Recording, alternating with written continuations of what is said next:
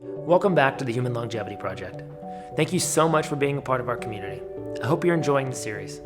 We've covered a lot of ground thus far, from a deep dive into mitochondrial function in the microbiome, to diet, exercise, toxins, sleep, and raising healthy kids. We're leaving no stone unturned when it comes to optimizing our health. And if you've missed the amazing information we've shown in previous episodes, we've got you covered. We've made it all available for you to own. And while you may want to watch it a few times to make sure you got everything you need to reach optimal health, we've also distilled the most important points down into our action plan that you'll get when you own the series. Episode 7 is one of my favorites. Our experts discuss the massive issue of stress in our modern world and the importance of meditation, mindfulness, and purpose. We'll also be talking about what seems to be a common theme around some of the longer living regions of the world, which is the need for community. So get comfortable, relax, take some deep breaths, and enjoy episode 7.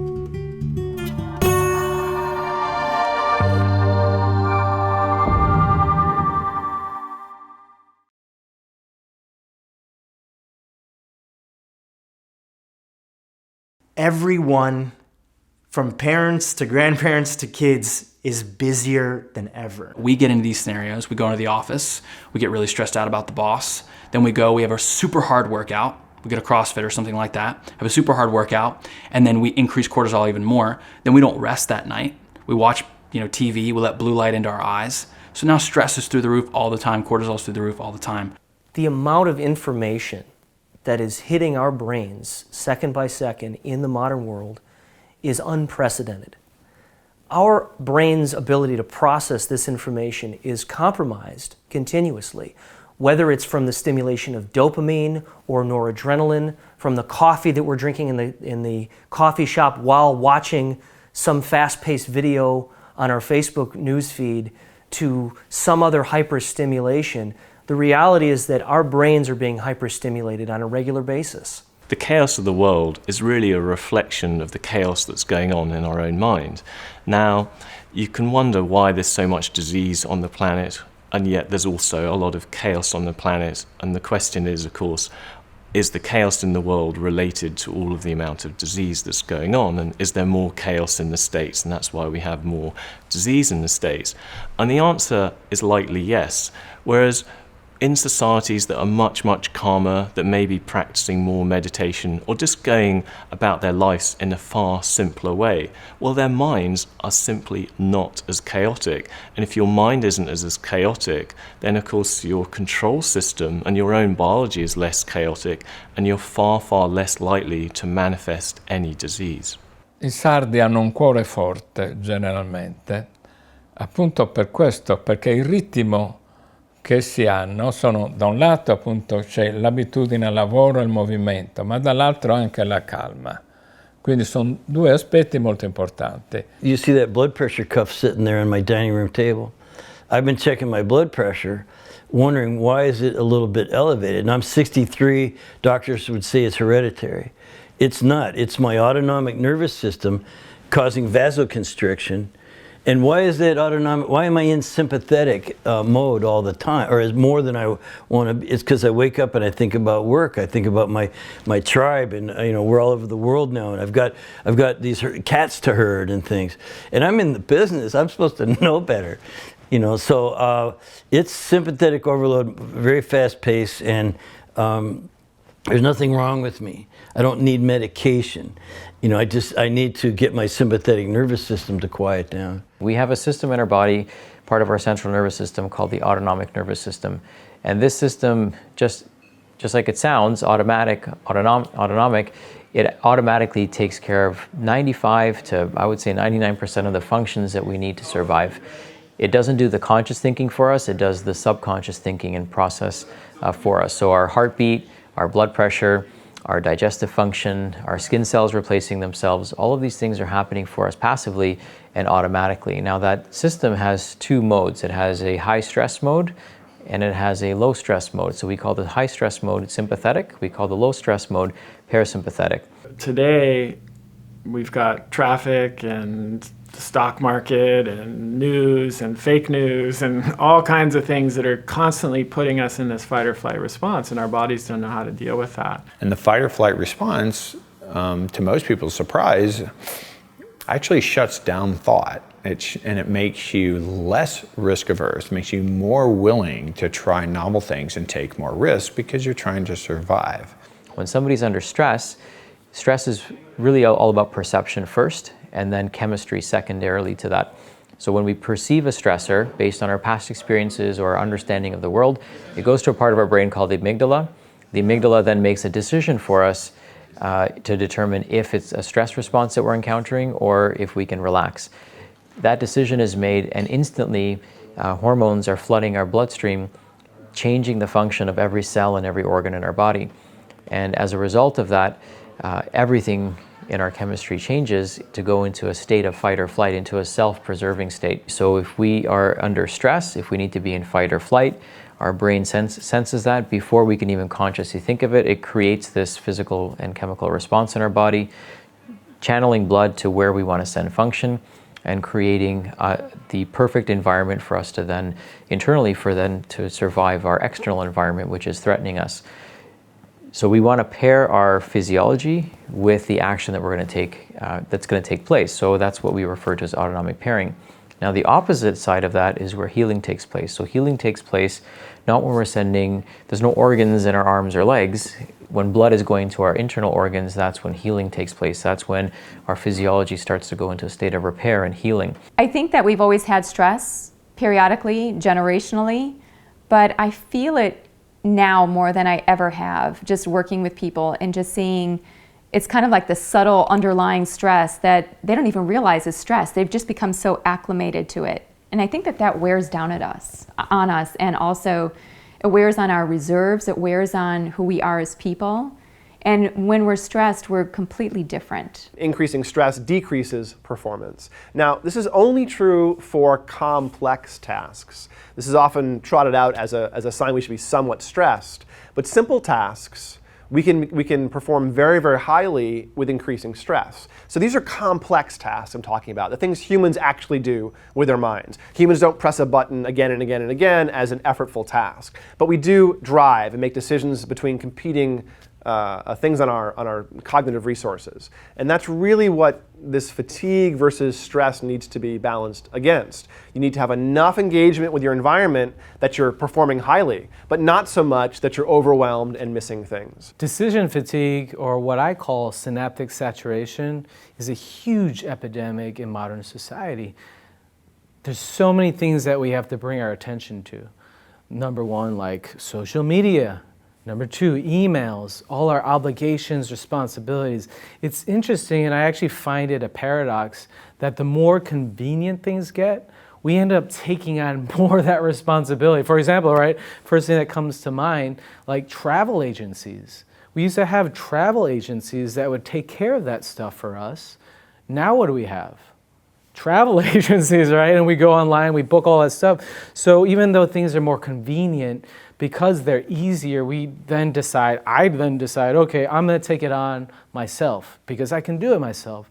And so I end up becoming synaptically saturated. And so there's all these things that I have to make decisions on. And the more things that we put into our mind, the harder it is. And it's almost like this veil that gets, placed in front of our eyes. And that's what we can call decision fatigue. Decisions, or making conscious choice, is actually fairly effortful. It takes a lot of work to keep deciding, to keep perceiving, to keep using your mind. We tend to have a resource available to exert cognitive effort for a while, but it's not without cost, then eventually it wears out. So if you are in a high stress environment making very difficult decisions again and again and again all day long, eventually your ability to make good decisions goes away. You have fatigue, not physical tiredness, but cognitive fatigue, where you don't want to engage with the cognitive task. This is most commonly seen in decision making, we call it decision fatigue, but it can happen in any sort of perceptual or cognitive effort where you're doing the same task again and again and again, eventually become less good at making those judgments. I think that we're quickly emptying our body bank accounts because we're living a fast life. We may not even realize it. It's just become the norm. I think we live in an era right now where we're actually in a crisis of consciousness. There's a lack of consciousness. People have fallen asleep. They've been lulled into this sleep. And that's how advertising works. That's how TV works. It's just like, come on down, down, down, down, down. Now buy this truck, right? Buy this purse. You're not pretty enough unless you have this purse, or you wear the makeup that this pretty person wears. And so all of these kind of mass delusional trance mentality things that have been kicked down have now created a world where everyone's just walking around disempowered like lemmings just falling off a cliff. And that there is where mindfulness really steps in, stepping in to say, hey, what am I doing? What did I just order for lunch? How did I just polish that whole plate? What kind of car am I driving? Who am I supporting? When am I voting? Those are functions of mindfulness that have to start with this nexus of control right here. So if I can't monitor my breath, if I can't just come to myself and just ask myself, hey, how am I feeling right now? Why am I feeling anxious? And what can I do to just kind of settle myself to make a good decision that isn't out of duress? Those types of skills have been lost to this last couple generations, and those are the things that our very survival depends on. You look at countries that have a high happiness index, such as Costa Rica or Bhutan or other places. Well, let's go to Costa Rica, where their motto is Pura Vida, pure life. So they're really interested in living a big life, not necessarily a long life, but a big life. That kind of culture, I think, generates longevity. Oddly enough, when you're focused more on day-to-day joy and interactions with family, interactions with community, food, a lot of the things that we often take for granted, if we start looking at the things that make us happy, they are pretty simple things. Pues importante porque no está pensando en cosas nada, uno está muy bien, se siente bien, ¿verdad? Y si tiene algún problemita, pues está pensando mal, uno, entonces no está tranquilo. Saco eso a dos situaciones. Uno, la tranquilidad que hay en estos pueblos. La gente no está tan estresada, no tiene tanto problema de actividad forzada. Ναι, περνάω την ώρα με τους κήπους, με τα ζωάκια μου. Έχω ζωάκια, κάτι κουνελάκια, ένα γουρουνάκι, δύο προβατάκια και την περνάω. Οι Κάροι είναι φιλήσυχοι, δεν έχουν θυμό, δεν έχουν στρες, δεν είναι νευρωτικοί τύποι, όλα τα λύνουν ειρηνικά και υπάρχει ένα αίσθημα αλληλοβοηθείας εδώ, ώστε η διαβίωση να είναι ειρηνική, ομαλή και ευλογημένη. What you see in often communities and villages that have a deep sense of community is they know how to slow down. Before, we would slow down and the village would all participate to build rituals. Now we have to actually individually choose the rituals that we want in our life. Here in Los Angeles, I have many friends of mine who aren't even Jewish who practice doing a Friday night Shabbat dinner as a way to get everybody to slow down. They check in their cell phones and they say, this is a regular thing, and we're gonna get together and we're gonna laugh, and it's not gonna be a 1 hour dinner or an hour and a half dinner, it's gonna be a 3 hour or a 4 hour dinner, and we're just gonna spend time togetder. 今は全く普通のことではなくなってしまったけど、でも何かがある時にはやっぱりみんな集まっている。例えば出産という喜び、また人が亡くなるという悲しみとか、そういう時にはみんなで集まってそこでお食事をとったりでお話をしたりしている、こういうふうなのはやはり以前よりは少なくなったけどまだ残っている方だと思っている。だから名護はあっちは当たり前みたいに家族だけではなくってこの隣近所の人たちもやはり一つのコミュニティがね、の人たち、全く他人であるけれども大きな鍋があったでしょ。それあっちで全部作ってみんなでまた囲んでやってるわけ。もう家族もそうだけど、あっちは特別名護というところはこういうなやはり人と人とのつながりがまだあるし、だから、そこがやはり私は沖縄の本来の持っている姿であるし、沖縄のやはり味がそこにあるんじゃないかなと思っている。I think in the Sardinia environment, what was very interesting for me was the fact that there were less institutional values and individual values and more collective values. And in this way, I thought, okay, this is matching perfectly with food. I can tell you, I didn't study so much the nutrition in the Sardinia area, but I was very interested about the collective networks that were making those areas special. Αυτό το βρήκαμε έθιμο παλιά από τους προγόνους μας. Τότε ήταν και ωραία πανηγύρια, γιατί δεν ήταν αυτή η πολυκοσμία. Το κάναμε και για λόγους οικονομίας. Αυτά τα χρήματα που μαζεύαμε τα διαθέταμε για το χωριό. Και όλα τα πανηγύρια που γίνονται για ακόμα για αυτόν τον σκοπό. Βέβαια. Και γλεντάμε κιόλας. Βλέπουμε ανθρώπους από άλλα χωριά, γίνεται μία αυτή. Πηγαίνω, γιατί σας είπα πιο μπροστά που είχα παρέα, που είχα στην ηλικία μου ανθρώπους. Τώρα οι περισσότεροι είναι νέοι. Έχω λίγους να συναντήσω, και πάω πάλι. Panayidis brought a sense of authenticity that I've probably never seen when it comes to community. It was amazing to see everybody come together from the ages of 5 to 95 and share a space and share community and share food. Everybody would participate in making food during the day, and then at night everybody would sit down with their meal and their wine and their ouzo and just enjoy each other's company. The band would play all night long, and they would rarely take a break. The dancing circle that would form would contain dozens or hundreds of people arm in arm. When one person would leave, another person would join, and the circle just wouldn't die. These people were partying all night long until the wee hours of the next day.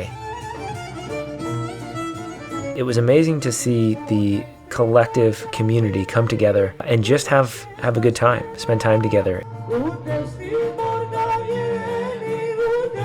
Everybody just seemed to look forward to this time of celebration, of laughter, of joy, and it really was a gift to experience such an authentic form of community. I mean, here's the thing. We are social beings. We need each other. And when we have community, when we have friends, when we have people that hold space for us, we tend to perform better. We tend to enjoy life more. Community is the hidden secret that we don't often talk about enough. There are books on dating and how to optimize your dating and romantic life and marriage. There's so many books on finances, and we know to pay attention to that. There's so many books on health, but we rarely ever talk about the importance of friendship, this secret ingredient, friendship and community and tribe. And that's actually the magic sauce that allows our goals to happen, for us to stay accountable to what we want to do health-wise, and for us to actually truly be content and happy on a day-to-day basis. Όλο το χωριό, δρόμους, νερά,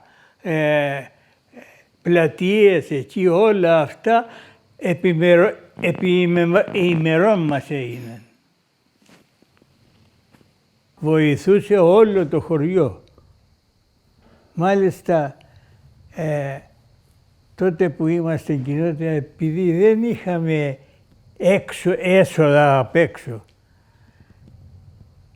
βάλαμε και στους χωριανούς ημερομίσθια κάθε χρόνο για να φτιάχνουμε εκεί τα λίγα αυτά, καθαριότητα, όλα αυτά.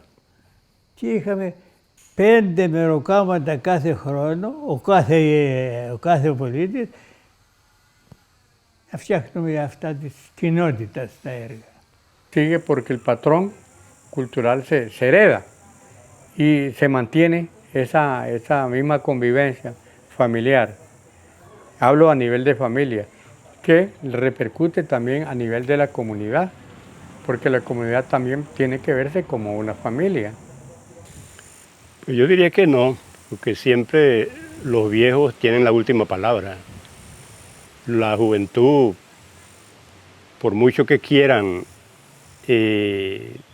apartarse de los viejos, al final preguntan, ¿cómo se hace esto? Abuelito, ¿cómo cree usted que puede hacer esto? Entonces ahí entra la participación de uno. Y uno también le da sus lineamientos porque los aconseja. If we had more elders, then we would be a culture with more wisdom of life experience. It deeply, deeply saddens me the way we view aging in our culture, and especially with, the way we think of being senile or cute, or frail, that instead of being these powerful, wise healers and teachers that can pass on great wisdom to us, we just kind of push them aside. Our culture in America today, we kind of interact with people our own age or who are just like us, and the ability to tolerate diversity and different needs and experiences, or for a young person to see what suffering and old age and dying is, we lose that in our culture. So that depth and breadth of the arc of life, and to have an elder person also not feel useless in the way we kind of warehouse our elders because there's nothing for them to do. But in fact, in human history, sitting in circle and storytelling has been part of how wisdom and information and tradition is passed on. One of the fascinating things that we learned at the Elderly Care Center was that many of the people that were there actually don't live there. They live off-site, and even in their 90s and their 100s, they're still living independently. But because they don't have an opportunity for a community where they're living, they would come to the senior center to maybe get some care, to get a bath, to get washed down, but also to enjoy the company of the people that do live there. They would hang out, they would talk to each other, they would engage with the caretakers there.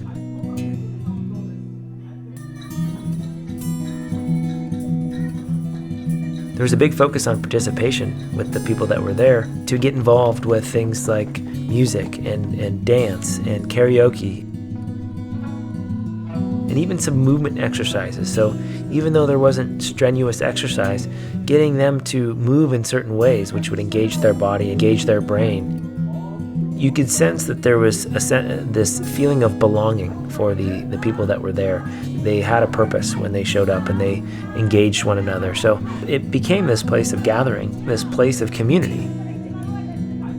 I think there's a reason why other cultures of the past respected their elders, because they got so much from their elders. I mean, they had their selfish agenda. Of course, I can receive so much life wisdom from the elders. So their mistakes, their learning periods, we get to exponentially accelerate that, where we don't have to make as many mistakes.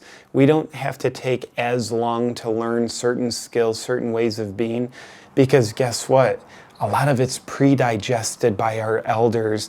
If we have the humbleness to receive, to ask, tell me your life stories. What's worked well for you? What have been your challenges?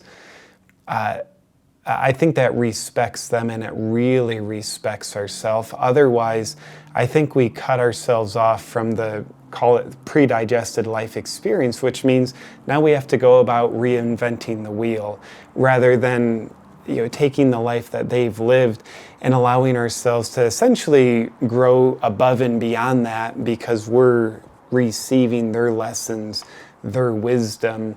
And to me, the elders that I want to learn from aren't the ones that have the head full of knowledge, the degrees, I've read more books, or any of that. To me, it's the life experience. That's what counts. And it's not the person sitting on the gold throne who's got it all put together. I want to learn from the elders who have scars. Like, how'd you get that scar? Let me know. I think they have so much to teach us. The question is, do we have the humbleness to become the student of what our elders have to teach us? Once you've ever had the opportunity, and I have,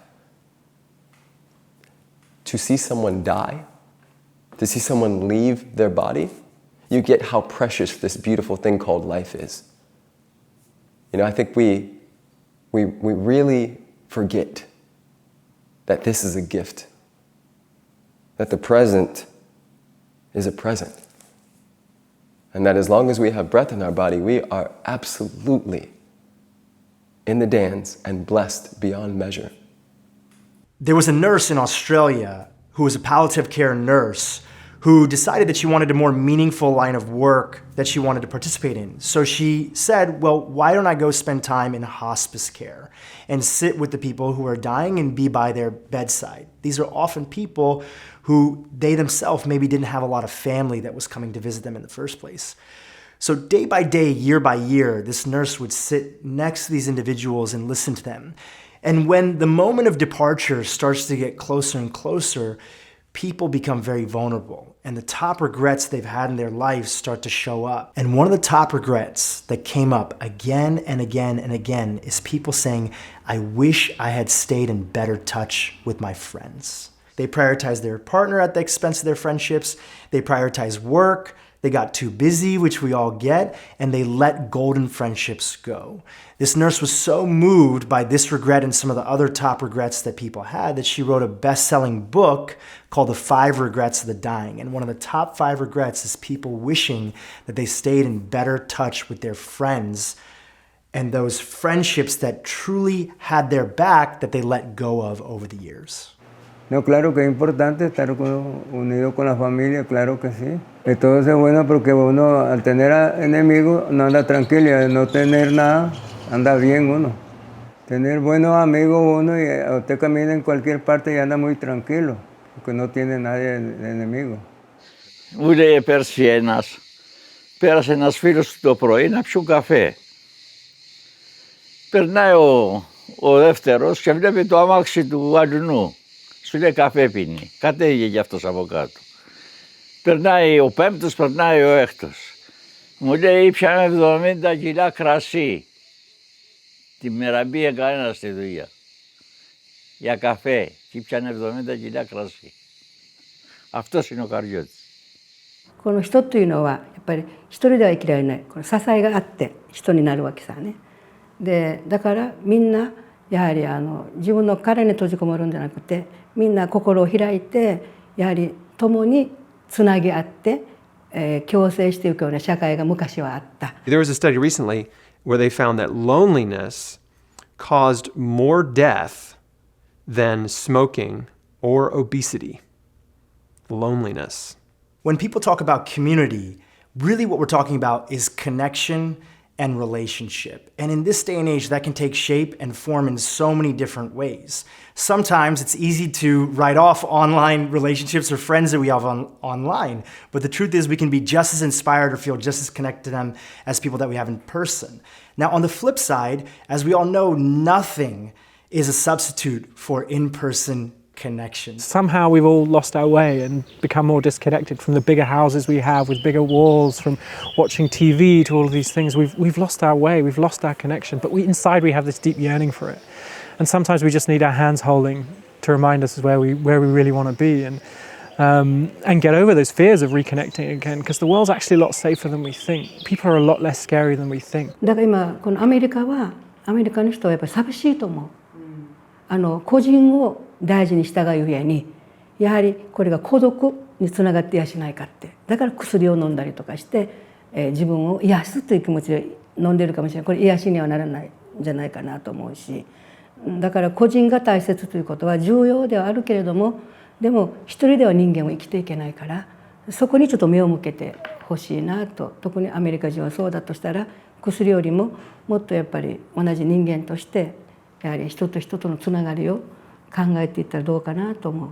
There are huge studies. There's a landmark study from 2004 of over 300,000 people showing that social support is a more important factor for survival than things like your BMI, how much alcohol you're drinking, how much exercise you're doing, and whether you're smoking 15 cigarettes a day.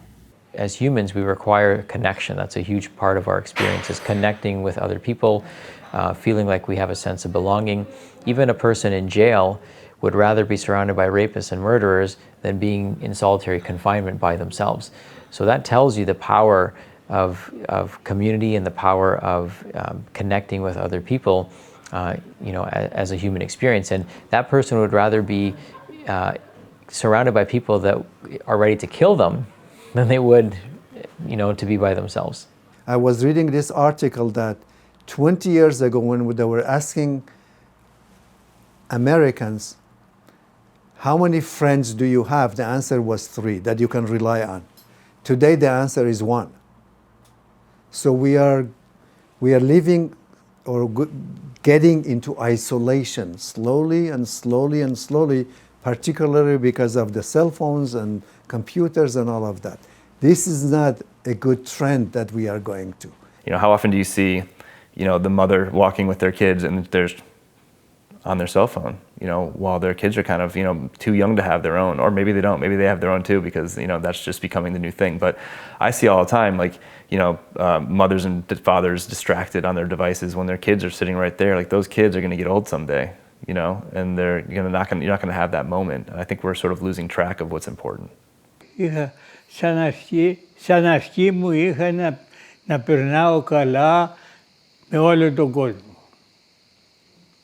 Questo che è importante, ma prima è più importante di adesso però. Essere proprio in pace, essere calmi, sempre di buon umore, con tutti. E allora si tira avanti più meglio, bene, no?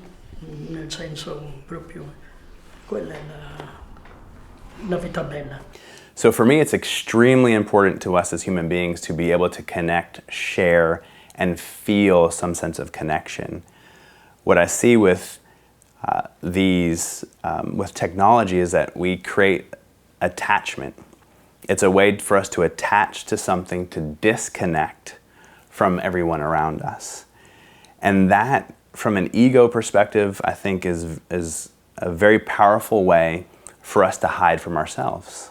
50 years ago, to the week that we're recording this, Alan Watts got on CBS's television show, Camera 3, and he sat around with a group of young students and he unveiled a series of questions that he said everybody should ask themselves to remove the blinders. The first question is, who am I? Who are you really? Most people associate who they are with their vocation. I'm a lawyer, I'm a doctor. But no, that's your vocation. That's not who you are. Who are you really? Who is your soul craving to be? Not that chosen profession that you may have accidentally jumped into because at the age of 19 in college, you had to pick a major. The second question is, what do I desire? What do you desire? Not what society is saying you have to desire, a house and 2 cars in the garage, 2 kids and a marriage. What does your soul desire? The third question is, what do I know? What do you really know? And Alan Watts suggests that people actually make a list. What do I know that I know is true based on my direct experience? And what do I know that I know is true because I was told it was true? Make that list. You'll be surprised at how long the list of it's true because I was told it's true can be. The fourth question is, where do I fit in? Where do I fit into this grand picture? And the final question is, how do I sustain? And that simply means, how do I continue living life in this state of openness so that I don't fall back into my past habits and beliefs? So when you ask yourself these 5 questions, you start moving beyond the culturescape, moving beyond the tangled web of suffocating rules and ideas that so limit how we evolve in the world. I feel like a lot of the suffering that we have as a civilization is because we don't know ourselves well enough. And when I get mad at somebody, it's because really there's something wrong with me that I'm not able to resolve. And the more I can see that, the more I realize that it really is about my relationship with myself, not only my relationship to my neighbor or my relationship to my friend, but how do I treat myself first? And by being self-centered in a good way, I'm grounded in myself. I'm grounded in reality. I'm not externalized in something that I'm not. I know who I am. And I can apply those principles to a healthy lifestyle and to living healthfully on this planet. In the Andes in Peru, they talk about the tree of life being inside of you. So the roots of the tree go into your heart, the trunk of the tree is here where you speak, and then the fruit of the tree is your thought process, all those fruits. And if the tree is very healthy and vital, you're going to have compassion and trust and safety and love as the fruits on your tree in your mind. But if you have thoughts that are, I'm not safe, I'm bitter, I'm resentful, people are evil, they can't be trusted, these are bitter fruits. And so what they say is, put the fruit back on the tree and let it ripen. And what that means is go into your heart, and you want to draw that heart center up into your mind. So it means connecting the two. I believe a lot of our unresolved childhood traumas, even though we might not be aware of them, they're aware of us, and our bodies, our minds are aware of them, if nothing else, subconsciously. So from my experience, they can keep us in a heightened state of fear, survival. Because guess what? If we're carrying around stress, not resolving it, that makes our body go under a stress response, even if it's a low-grade chronic stress response. So there's a wise man, I believe John Thie, who once said, everything affects everything. So if we're under a stress response, it's not getting resolved, we have our adrenals overstimulated, so then our whole endocrine system becomes influenced by what we're not digesting from our childhood emotionally. And if we influence our whole endocrine system, then we know our hormonal system, and therefore our cellular system and our nervous system is going to be influenced for the better or worse with regard to what we're processing or not processing from our childhood. So fear will show up in, so many different ways, how that will manifest in somebody. But, if you've had early life trauma, you've come into the world not feeling like it's a safe space, that can manifest in, in a different way for different people. So for some people it might be fear of failure. For some people it might be fear of success. Other people it's fear of not pleasing everybody. Other people they're afraid of, they might channel that into a fear of public speaking, a fear of not conforming, a fear of not doing the right thing by others, a fear of being judged by others. So a fear of not belonging. One of the things that's missing from a lot of the health conversations you hear is the fact that early childhood experience programs how you interact with the environment around you. I actually think that emotional trauma is probably the #1 most underexposed risk factor. It's the most important factor in optimum well-being, health and longevity. Our emotional state affects so much. It affects our biology, it affects our behavior, it affects our belief systems. And it's currently the most underdiagnosed, under-recognized factor, and yet it's having a massive impact on everybody every day. And we know this from the data from a study called the Adverse Childhood Events Study. And it was actually started in 1998 by the CDC in Kaiser Permanente. And they were looking at 17,500 adults. And they were looking at adversity in childhood, things like parents separating and divorce, physical, sexual or emotional abuse, physical or emotional neglect, substance abuse, domestic violence in the family, things like this.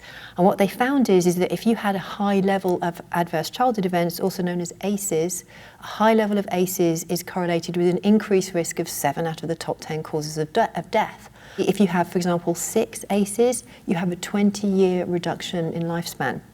If you have just 4 ACEs, you have an increased risk of things like depression, a 400% increased risk of depression. You have an over 400% increased risk of Alzheimer's in adulthood.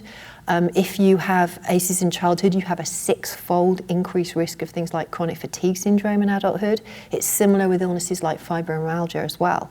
So if you had 8 ACEs, you have triple the risk of lung cancer and 3.5 times the risk of heart disease, the 2 biggest killers in the West. Our brains, the frontal part, the prefrontal cortex, that's not even fully developed till we're 26 years old. So when we're small and we have an event happen to us, and it doesn't have to be sexual abuse, it can be failing your first test, not getting to the top of the rope in the presidential challenge, tripping in front of the cute boy or cute girl in the lunchroom, any of those things, not getting picked for a sporting event. This part up here is not fully developed yet, so we're going to make up a meaning about that event that is about us. Because as children, we're self-centered. We are supposed to be. We're trying to figure out how to be human on planet Earth with other humans. So we always make it be about us. So it'll be stuff like, I'm not good enough, I'm not smart enough, I'm not fast enough, I have to be perfect, I'm not going to survive, this world's not safe. All of those things then create beliefs that are imprinted. And then we carry those into adulthood, and then they run us unless we do something about it. If we listen to the wisdom of our language, we call our childhood our formative years for a reason. And for me, a lot of what we're doing in childhood is trying to survive. Like physically, yes, but psychologically, the survival is big. We're desperately searching for a sense of worthiness, belonging. We figure out, okay, I feel worthy, at least temporarily, when I'm getting approval and attention from people.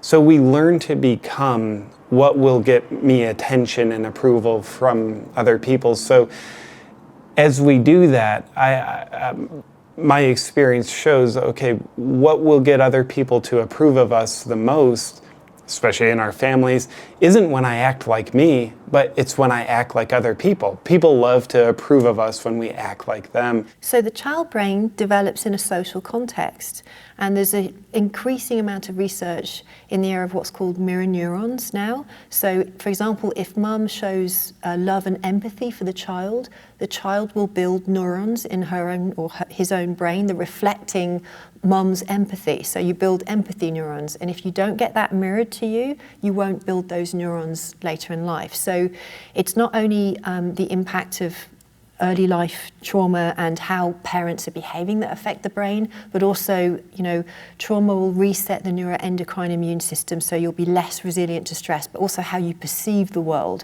will be very impacted by what was mirrored to you as a child. So there were so many different implications for what childhood adverse events did. And what they found is that when they started really delving into this, that this impacted body weight in adulthood, health in adulthood, whether or not you call in sick to work, your sexual promiscuity, statistics could be brought back to this. Addiction, being able to take care of yourself, so the willingness to have self-care. I really only ever dismissed childhood trauma as being something that sometimes, psychologically weak people focused on too much. And I've now come to the conclusion that it's actually perhaps at the core of all of the patterns that keep us stuck, and sometimes all of the patterns that actually define us in adaptive ways, right? I consider myself an activist, and I have many, many activist friends. And guess what? Most of us are doing what we're doing, this courageous work, because it's the way that we have developed to fight the perceived aggressor. And great, maybe it helps others, but this is the depth to which the cellular memory of these childhood experiences can reverberate throughout life. You know, a child who goes through a traumatic experience, their entire nervous system is shifted, their hormonal components have shifted, you've shocked the microbiome likely in that. There's these long-term outcomes. But what I want to say is they're not set in stone. And while it's nice to have the research to say that, to me, all that research says is that if you've had adverse childhood event, you've got a little more work to do. Not that like you've got the short end of the stick, because you can still do things to improve your health. So I'm a walking testament to that. I came from a very abusive childhood. I had a 16-year-old mom, a 17-year-old dad doing the best that they could, that came from this whole lineage of like, this is just the way you treat children, this is just the way that you behave. And so I've certainly had my own journey to overcome and all of that. And on a personal level, there is no way that doesn't have an energetic imprint on you. It was my grandma's behavior that imprinted on my mother, that imprinted on me. But when the ball was in my court, I got to say, does the lineage stop here or does it continue with my child? And I chose to stop it there. So the second that you actually have something that reminds you of a past hurt, your body is the one that feels it first, whether it's anxiety or sadness or anger or frustration or fear. And then it sends a message to the mind, which we always thought was the opposite. And it sends us off to the races. We're in fight or flight. And that steals our hormones so that we actually do have hormone imbalances at the end of the day, but that's not the root problem. So essentially, this neuroendocrine immune reset changes the response to stress throughout the rest of the child's lifespan. So they're literally, starting from a young age, they're kind of marinating in cytokines and inflammation from a young age, and they're more responsive to stresses in adulthood and less resilient to adult stress. But the research also found it's not just the stress mechanism, it was the entire human genome was impacted. So we know that third-generation survivors of the Holocaust victims have the same physiological and psychological expression as their grandparents. And we see studies coming through now showing that it's being passed down epigenetically, obviously.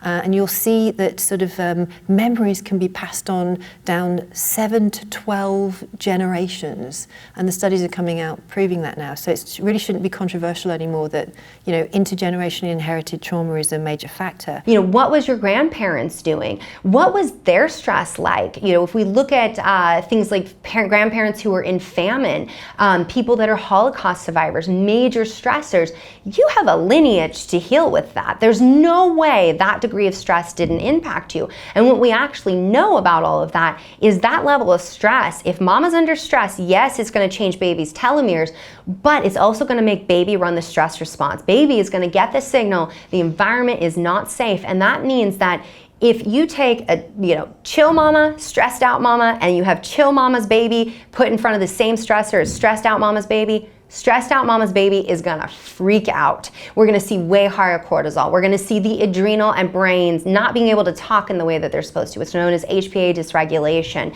We're gonna see rapid cellular aging. They can't get their inflammatory cytokines down. Whereas over here, they can go into that stress response and then they're more apt to come out of it. Now, does that mean just because your mom was stressed out that you're set for life and nothing you can do about it? No, that's the beauty of neuroplasticity, of epigenetics, is that you have so much power. I think that because we have not experienced a lot of the world when we're young and something happens to us, it can feel like our world is coming to an end. And the emotions that we can experience when we're a child can be so powerful. They can be the most powerful experiences that we have, I think, in our lives sometimes.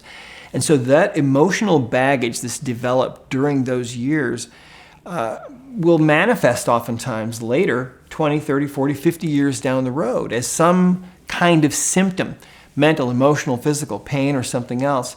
You can imagine everyone that you know as dragging through their life suitcases full of rocks. That's their emotional baggage. Some of it isn't even their own. Some of it's from their ancestors. Some of it happened when they were kids. Some of it happened maybe in the womb. They're dragging that through their life, trying to make their life work. So you can actually do different rituals that will break these intergenerational hurts and patterns. Remember, it's all about pattern. And so it's not just in your own life, it can be in your entire family lineage. It's there. I see it all the time. You know, the body's a living library. Stores everything. And when we have these traumas that show up, and lots of All of us have them, probably hundreds of them. If they happen between those particular ages, it creates our maps. It's how we view the world. And so if something does not intervene in that, if one can't truly see that that's what's showing up in their space, then they'll continue that way all the way to their graves, believing that that's just how the world is. And so it's very important that we bring a conscious awareness around who we believe we are, at the personality level. Like, is this who I am or is this who I became? There's always something on an emotional level that's playing a role. It can be quite hard to tease out, but there are so many emotional things going on that drive the choices people make, and then there's compensations built up, one on top of the other, and you have to start to really peel those off one by one, and it can be very tricky. I literally see our bodies as a biofeedback system for our consciousness. So my experience of my own personal ego is that, one, I can lie, and two, I can also omit. The body always tells me the truth. I look at the body as a mirror to the unseen intangibilities of the human being. So our mind, our emotions, and maybe the other mysterious aspects of us, I think that's all symbolically represented through this physical mirror we have called the body. So when we have issues going on in our body, I think that might be the wisdom of life showing us what we don't know how to see that's going on in our emotions, our mind, maybe even our spirit. I do believe that psychosomatic issues are a blessing. They feel like a curse because they're uncomfortable, our health might be deteriorating, but for me those are inconvenient messengers bringing a sacred message about self, showing us something that we otherwise don't know how to see. So I think psychosomatic issues are engineered to help us raise our awareness of self, if we pay attention to them. Otherwise, we treat them like the enemy and try to get the messenger to go away, which means the messenger has to knock louder next time. So psychosomatic is real and not a bad thing. And so anytime you hear about psychosomatic, what you're hearing is that, yes, the whole being has a pattern that has been created between the mind and the body. And if you want to change it, you can. But it will manifest as pain. It will manifest as inflammation. It'll manifest as a chronic illness. Those are all the same thing. It's just a manifestation of a pattern. And you can disrupt it if you want to, but you have to be willing to. Not many of us as children were highly educated in the topic of vulnerability, how to heal pain, how to heal trauma as it comes up. So if we don't know how to deal with that as a child, I've never really met one that does, we tuck it away. We become emotionally constipated because we don't know how to digest the pain, the trauma in the moment that we're a child. And oftentimes in our family, be it an emotional trauma, sometimes a physical trauma, it's the family member that's inflicting it on us.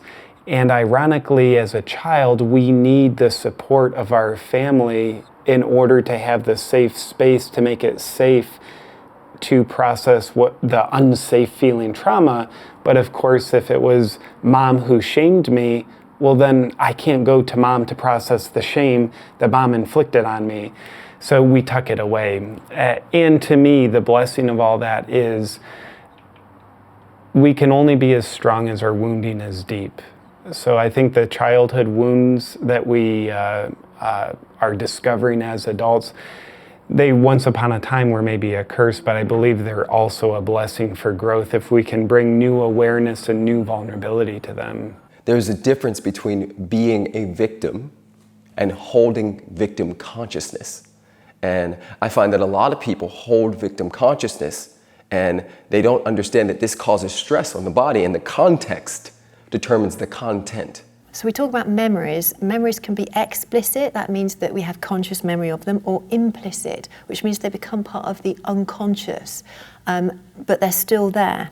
And in psychology, certain treatments that we might follow to help resolve emotional trauma will bring up implicit memories. That's unconscious memories, memories that are stored still in the brain. It's actually stored sometimes in the muscles. It's stored in the energy field, but they're not conscious to us, but they're still stored and having an impact on the biology. So the subconscious mind for me is where everything in terms of our traumas and our experiences are held in the background. And it's very purposeful. Part of the job of the ego from the subconscious perspective is kind of to hold all of that inside of you like a balloon that's been filled up. And doing mental and emotional work or exploration or looking at your behaviors is like taking that balloon and just letting out a little bit of air. So you're letting out a little bit of air, you're having the experience, you're noticing it, and it's letting out one experience at a time.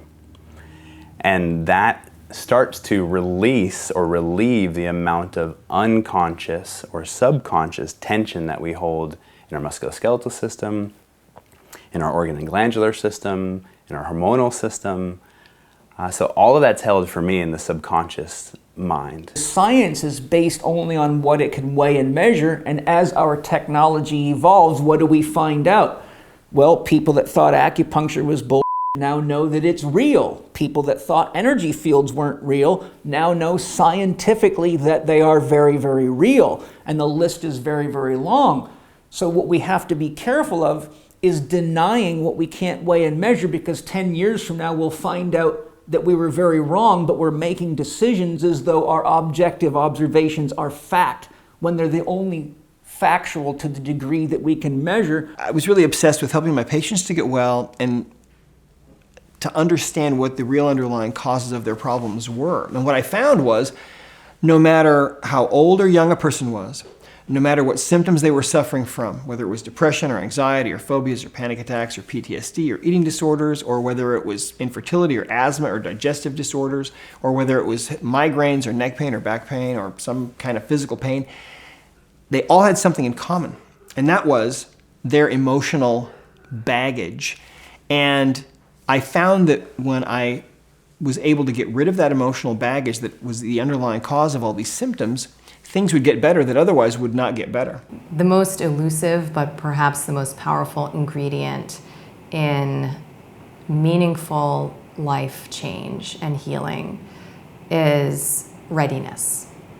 I believe that there is, for each of us, a point of readiness where we can begin to understand our own personal history and integrate all of the shadow elements, all of the stones we don't want to turn over, all of the skeletons in our closet, and embrace that as a part of, perhaps even a necessary part of how we have become who we now love ourselves to be.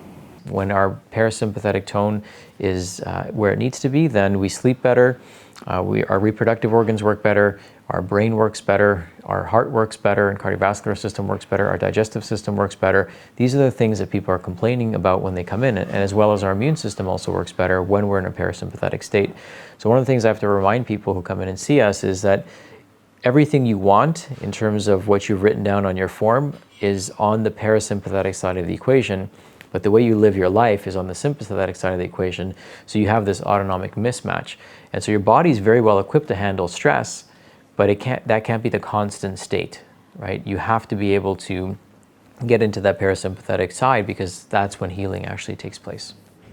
これがすごい健康のバランスをとっていて、でこの交感神経と副交感神経がすごいいいコントロールがされていて、バランスがある方たちがやはりここにはいっぱいいらっしゃる。だから90歳超えてる人とか100歳超えるということがね出てくるわけ。Teaching people how to get into a parasympathetic response is really helpful. I mean, meditation is one tool. Things like heart rate variability, learning how to track that with tools like heart math or inner balance is a good one, but there are many other options. Mindfulness-based stress reduction, which is a technique created by Jon Kabat-Zinn at the University of Massachusetts Center for Stress Reduction, is a good one. yoga, Tai Chi, Qigong, all of these things can be really helpful. Sleep is another crucial thing that helps restore that, because it's the time where we, the repair, the tissue regeneration, and the nervous system settling and rest happens. So you can create your stress management practice, which will be very helpful to reducing inflammatory markers in your body, etc., by simply taking a moment to pay attention to your breathing. We all live in a world that's getting faster and faster. Time is starting to speed up, and unless you learn how to stop time, you are going to be in trouble.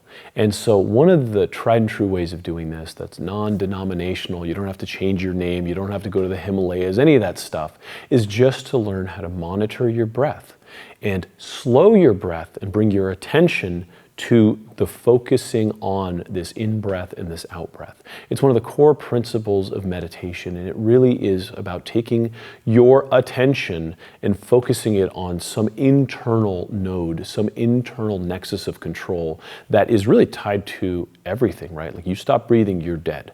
And so, I mean, it is real. It's not abstract. You're not thinking about the stock market. You're not thinking about the future. You're just focusing on this nourishing breath that's keeping you alive. And you know what?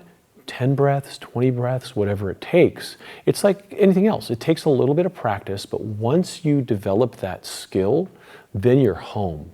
And then you operate from this place, looking outward, coming from a place of balance, instead of looking for something out there in the world to fix the problems that you have because you're a hungry ghost.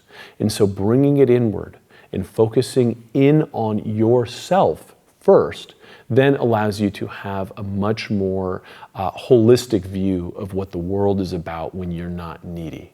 A big part of my meditation practice is watching my breath, being very intentional with my breath, and good luck finding something about the physiology that isn't impacted through our breathing.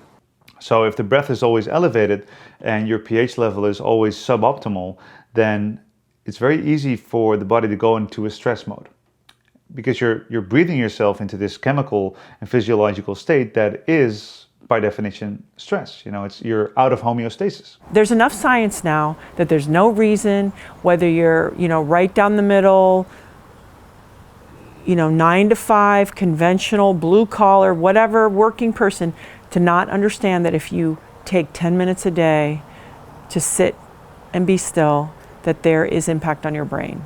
And I think if people started there, I do think what would happen is they would clear and create an environment for answers to come. When we go into meditation, we move out of that fight or flight and into what I call stay and play, or rest and digest. And when you're in that state of consciousness, it's much easier to use the executive function of your brain. You can actually think through, do I want to eat this entire sleeve of Oreos? Versus when you're in fight or flight, body's just looking for as much sugar and as much fat and as much comfort as it can find. And so you're not choosing to engage in those behaviors. It's your body's survival mechanism that has 20 million years of evolution that you're not going to be able to fight when you're stressed and tired. So when we meditate, not only are we giving our body deep rest so that we're more awake in our waking state, but we're getting out of that sympathetic and going into parasympathetic. And it's much easier to make quote unquote good decisions when you actually have the executive functioning power of your brain available to you. Meditation is actually one of the best things that we can do for our brain health, to slow the mental aging process of our brains. And the reason why it's so amazing is because anyone could do it anywhere. You don't need expensive machinery, you don't need fancy gadgets, you don't have to pay a professional to train you how to do that. You can just learn yourself. Obviously, if you do get professional help, you could fine-tune it. But that's why I love meditation. I actually practice that every single day myself, and it's made such a big impact on my life. I hear so often people say, I can't meditate. That's a lie. Stop lying to yourself. Everyone can meditate. And it doesn't have to be something where it's super sacred, go to an ashram. It can be as simple as the moment your eyes pop open, you decide that you're going to listen to yourself first, that you're going to tune into yourself, and that you're going to connect to that higher resonance. Whether you want to call it God, the universe, whatever you want to call it, you can call it any name that you want. But if the more you're connected to that, the better health you're going to have, because you are now in complete harmony with yourself. You're resonating completely on that frequency. And this is why, so many people can't put their finger on why they have so much energy after they meditate. Why is it things change so profoundly? And it's because you're now resonating with complete alignment in who you are meant to be in this world. It's in Sanskrit called buddhi. It's when that moment when you feel most like yourself. This is something that's been, recognized in a lot of these cultures where they have these mind-body practices.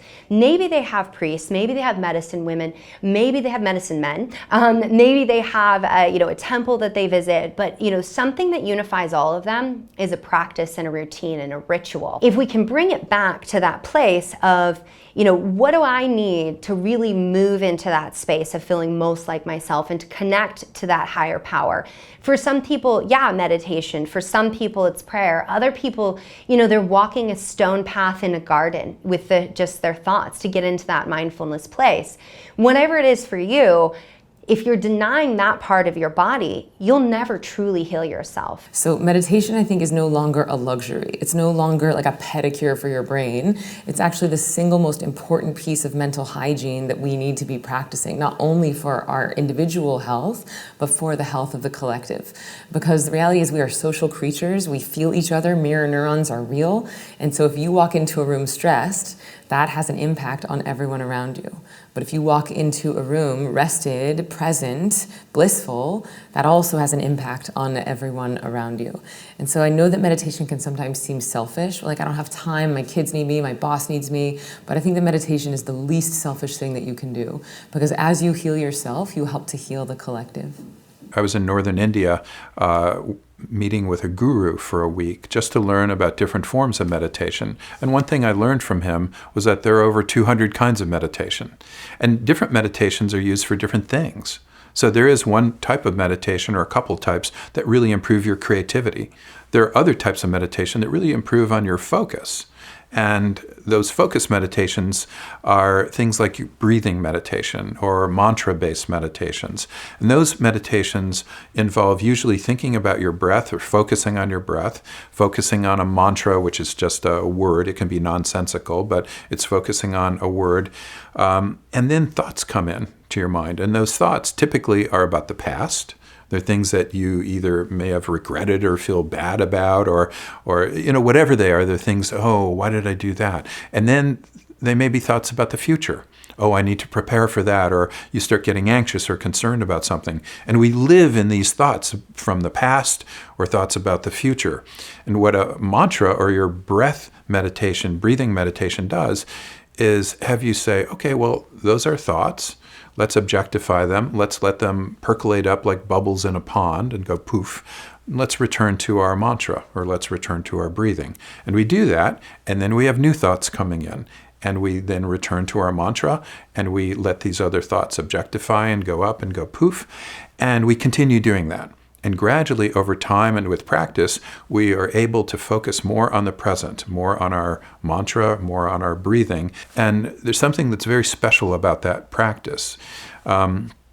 People who start doing that start building greater purpose. And when you have an alignment with your mission and your purpose, and you have an alignment with the environment around you, you make energy, and that energy becomes willpower. That energy becomes thoughts, that energy becomes feelings, and that energy becomes action.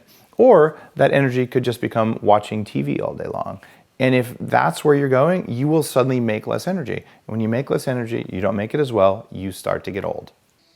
Το καιρό που έπρεπε να σταματήσω να πάω να γυρίσεις, να πίνεις, να γλεντάς με γυναίκες, πέρασε λοιπόν. Τώρα είναι το μόνο που με ευχαριστά.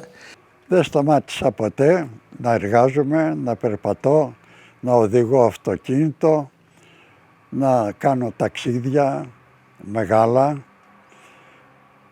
να βοηθώ κόσμο. Μετά τη συνταξιοδότησή μου, ασχολήθηκα πάρα πολύ με τη συγγραφή βιβλίων και έγραψα 7 βιβλία. Με ποικίλα θέματα, τα οποία κυκλοφόρησαν σε όλο τον κόσμο, όπως επίσης βγάζω και ένα ημερολόγιο το οποίο κυκλοφορεί σε όλη τη γη, solo το πλανήτη. 楽しみ。私のは健康であるのが楽しみであるさ。Health is a willingness to engage life. And what it takes to fully engage life is the bravery to do the things that you love to do in life. And then life becomes a labor of love, and a labor of love is sustainable. To me, we do ourselves a disservice when we think that our purpose has to be this grandiose thing where we're feeding every single hungry person in the world, give clean water to everybody in the world. All these things that oftentimes make us feel significant, at least make us think that we'll feel significant. But when we're just trying to think in those glorified terms, I think we need to check ourselves. The wise philosopher Ice Cube once said, we better check ourselves before we wreck ourselves. So that grandiosity vision, that might not actually be our real search for purpose. It might be us compensating for our unresolved pain, where our unresolved pain essentially boils down to a feeling of I'm insignificant. So then we create these grand visions that are engineered to make us escape our sense of insignificance that we're still not resolving. It's like, okay, now I'll be significant if I win 7 Tour de France's and make this amount of money, and I'll just say that I'm helping this number of people, but I really get all that recognition. To me, true purpose has nothing to do with getting noticed, nor does it have anything to do with avoiding getting noticed. I think the noticing is just a complete byproduct. But how do we know when we're connecting with our purpose? I think we feel filled up from it. So a big question is, what is a big life? Richard Branson lives a big life, and actually I really admire that kind of big life. He's always out there, you know. He is like the poster child for living the big life. I'll tell you another person who lives a big life, a custodian we met at Mott Children's Hospital. He's a custodian who follows the kids who are dying of cancer, maybe. And these kids, some of them never have their parents come to visit because they're too busy or disengaged for some reason. And I spent a fair amount of time in this hospital with our daughter, and I would notice this custodian would stop at children who never had parents coming in and would read them children's stories. And it makes me emotional just thinking about this. But you talk to that custodian and they'll say, I'm part of the medical team. And the medical team knows that too.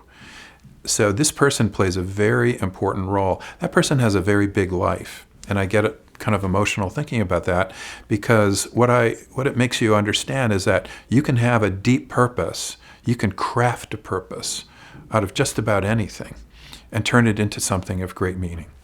So when I was a long time ago a hospice nurse, I used to go and help people transition to the next phase of life through death. And one of the most amazing deaths that I helped, and she remained happy through the entire thing as she transitioned, was an alcoholic woman. And her spiritual connection was the 12-step program. And I realized that it didn't matter what your spiritual connection was. It could be that you're Mormon, or you're a Seventh-day Adventist, or you're Catholic, or you're Muslim, or you're Jewish, of any of these spiritual traditions, or even not a religion. But if you had that, you died well. You didn't die with fear, because you had enough self-awareness about who you are, what you're here for, and what you were here to accomplish, and kind of where you stand as you're leaving. Pregare. Devo pregare. Perché al paradiso devo andare. In quel bel sorriso devo andare in paradiso. È quella la fine, che è tutti che speriamo, che dopo tanti sacrifici che facciamo, questa vita, la vita terrena almeno è troppo tormentata. E se ci vede più la preghiera all'angelo custode, angelo custode, per costruire noi, che noi abbiamo bisogno di essere costruiti, perché c'è la tentazione che suggerisce. E c'è il marino sempre che suggerisce fare del male. Invece l'angelo aiuta e guida a camminare nella strada giusta. a prima cosa è sempre pregare. La prima cosa, farsi la croce nel mattino quando si alza, perché ha passato una notte e un'altra giornata da venire così. Di pregare sempre, ecco, questo l'abbiamo avuto tutto in famiglia, andare sempre in chiesa quando si può e così via. What I think spirituality and religion does collectively, those two, whether you've got a religion or just a spiritual orientation to life, is it relieves the burden. It takes away the stress, it takes away the heat, the fire of trying to manage it all and feeling really burnt out, so that we can give that up, we can have more hope, we can have more forgiveness, we can have more self-acceptance, we can have more self-love, because otherwise a lot of these things are directed inward, like, why didn't I do that? I get regret, I get bitterness, I get hatred, you know, all these things start coming in towards the self if I don't have something that I feel like I can just kind of lean against and say, I'm trusting in this. Bueno, en parte sí, ayuda montones, porque te enseñan a que si haces esto es pecado, que arriba hay alguien que te está viendo, y tenés que ser respetuoso, y tenés que esto, ayuda montones, porque si usted lleva a su familia, la guía del niño a creer y respetar en un ser supremo, ellos van a respetar. Porque de lo contrario hay tanto desorden, ¿verdad? So there's a trust that we have in our body, but I think there's a trust that people have in this spiritual super force, or this benevolent force. So I think that it takes a lot of stress off of people when they can hand their problems over to a larger force, whether it be God or whether it be spiritual. When they can hand over their problems and trust that God will take care of those problems for them, think about how that offloads stress on people, right? When people say it's in God's hands now instead of their own hands, they're liberating a lot of that stress that they would normally be carrying around. So I think that might be part of it, is the parasympathetic to sympathetic ratio of somebody who is spiritual versus somebody who thinks that it's survival of the fittest and everything's out to kill them around the next corner. Pues posiblemente que yo pienso que sea eso, porque otra cosa no hacía uno más, solo eso. Ustedes somos religiosos, di tutto. Ho frequentato molto la chiesa, sono stata nelle società, Figlia di Maria e molte cose, tutto. In Quaresima sempre si andava ascoltare la messa e anche negli altri giorni. A domenica specialmente non si perdeva la messa. E vivere sani, tranquilli e pace. E poi? Quello è importante. Si va in chiesa, si prega a Dio, Dio la salute, la pace. Tutto questo, la pace con tutti. Quella è la prima cosa, la pace. Feeling like you're part of this great whole, that you belong to the universe, that you have a right to be here, and that there is a divine and sacred purpose for your life is a critical part, I think, of really being truly healthy. So whatever you choose to believe is up to you, but believing that you're part of this and that you're here for reasons, I think is really important. Ό,τι και να τους πούμε τους νέους, έχουν τραβήξει την πορεία τους, που εμένα στην ουσία δεν μου αρέσει και τόσο πολύ. Εγώ θα τους έλεγα πιο συγκρατημένα πράγματα, πιο μαζεμένοι όλοι.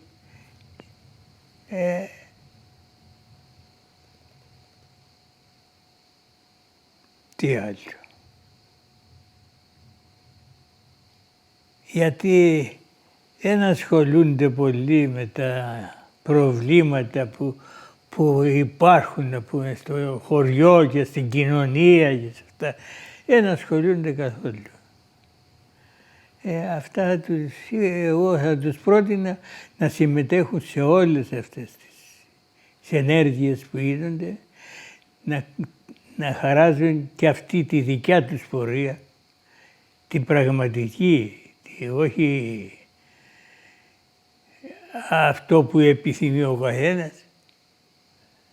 αυτό που χρειάζεται σαν νέος να κρατήσει την πορεία, όλη αυτή την κατάσταση που θα περάσει, που περνάει και θα περάσει.